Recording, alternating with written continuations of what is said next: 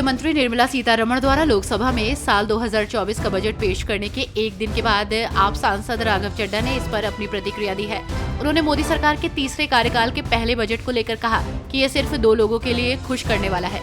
इससे हटकर बात करें तो उन्होंने बजट को निराशाजनक करार दिया। आप नेता राघव चड्ढा ने कहा कि इस बजट से लगभग सभी लोग निराश हैं, सिवाय 2 लोगों के, नीतीश कुमार और चंद्रबाबू नायडू। बिहार प्रदेश युवा कांग्रेस के कार्यकर्ता सरकार की गलत नीतियों के खिलाफ सड़क पर उतरे थे। पटना में हुए विरोध प्रदर्शन में सैकड़ों युवा कांग्रेस के कार्यकर्ता शामिल हुए। इस दौरान जब कार्यकर्ता विधानसभा मार्च के लिए आगे बढ़े तो पुलिस ने उन्हें रोक दिया। इस पर कार्यकर्ताओं और पुलिस में झड़प हो गई। प्रदर्शनकारी बैरिकेडिंग हटाने की कोशिश करने लगे, जिसके बाद पुलिस ने उन पर लाठीचार्ज कर दिया। कांग्रेस अध्यक्ष मल्लिकार्जुन खड़गे ने वित्त मंत्री निर्मला सीतारमण पर जमकर निशाना साधते हुए कहा कि बजट में बिहार और आंध्र प्रदेश की प्लेटें भरी हुई हैं। वहीं राज्यसभा के सभापति जगदीप धनखड़ ने विपक्ष के नेता से सीतारमण को जवाब देने के लिए कहा, जिस पर खड़गे ने चुटकी लेते हुए कहा कि मुझे अपनी बात पूरी करने दीजिए, माताजी बोलने में एक्सपर्ट है। केंद्र सरकार द्वारा पेश किए गए बजट को लेकर विपक्ष लगातार हमलावर है। आपके राज्यसभा सांसद संदीप पाठक ने आज कहा कि देश के प्रधानमंत्री ने अपनी कुर्सी को बचाने वाला बजट पेश किया है।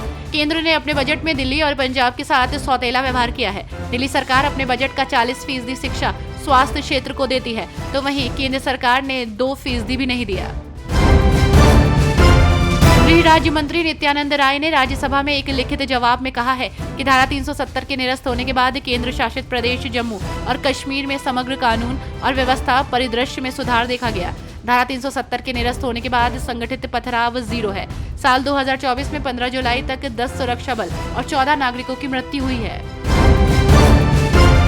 पंजाब सरकार ने बड़ा बयान देते हुए कहा कि किसान यूनियन द्वारा टोल प्लाजा पर कोई धरना या नाकाबंदी नहीं की गई है। दावा किया गया है कि लोडोवाल टोल प्लाजा को जल्द से जल्द फिर से शुरू करने के प्रयास किए जा रहे हैं।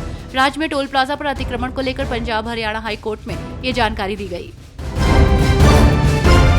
गढ़वाल सांसद और भारतीय जनता पार्टी के राष्ट्रीय मीडिया प्रमुख अनिल बलूनी ने विदेश मंत्री डॉक्टर एस जयशंकर से भेंट की और अपने लोकसभा क्षेत्र के अंतर्गत आने वाले गोपेश्वर और कोटद्वार में पासपोर्ट कार्यालय खोलने की मांग की। विदेश मंत्री ने उनके अनुरोध को सकारात्मक रूप में लिया है। भौगोलिक विषमताओं को देखते हुए आश्वस्त किया है कि शीघ्र ही मंत्रालय इस ओर कार्रवाई करेगा। परीक्षा घोटाले को लेकर सियासी पारा चढ़ा हुआ है। ऐसे में बंगाल विधानसभा में सत्तारूढ़ टीएमसी ने नीट परीक्षा में हुई कथित गड़बड़ियों के खिलाफ प्रस्ताव पारित किया। राज्य के संसदीय कार्य मंत्री शोभन देव चट्टोपाध्याय ने इसे आजाद भारत में शिक्षा क्षेत्र का सबसे बड़ा घोटाला बताया। वहीं भाजपा ने इस पर कड़ा विरोध दर्ज कराते हुए कहा कि टीएमसी के पास इस पर चर्चा के लिए नैतिक अधिकार नहीं है। ओडिशा का सियासी पारा इन दिनों चढ़ा हुआ है। दरअसल राज्यपाल रघुवर दास के बेटे पर राजभवन में मारपीट करने के आरोपों को लेकर ओडिशा की सियासत गर्म है। बीजेडी विधायक रघुवर दास के बेटे पर सख्त एक्शन की मांग कर रहे हैं। बीजेडी विधायकों के हंगामे के कारण लगातार तीसरे दिन भी सदन की कार्रवाई नहीं चल सकी। इस गतिरोध को खत्म करने के लिए विधानसभा अध्यक्ष ने सर्वदलीय बैठक बुलाई, लेकिन बैठक बेनतीजा रही। महाराष्ट्र में जलगांव के तत्कालीन एसपी को धमकी देने के मामले में पुणे मकोका कोर्ट में अनिल देशमुख के खिलाफ सीबीआई की चौंकाने वाली रिपोर्ट सामने आई। दरअसल महाराष्ट्र सरकार में मंत्री और बीजेपी नेता गिरीश महाजन के मामले में सीबीआई ने रिपोर्ट दी है। सीबीआई ने अनिल देशमुख पर गंभीर आरोप लगाए हैं।